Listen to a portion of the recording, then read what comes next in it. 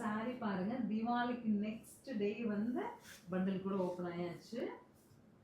இந்த டிசைன் வந்து முகூர்த்தம் நம்ம கொடுத்துருந்தோம். ஸோ முகூர்த்தம்காக இந்த சாரி நம்ம சின்ன ஃபங்க்ஷன் போட்டு போகிறோம்னா மதிய விருந்துக்கெல்லாம் கட்டிட்டு போகிறோம்னா 100% ஷூட்டபுளாக டிஷ்யூவில் எடுத்துகிட்டு வந்திருக்கோம்.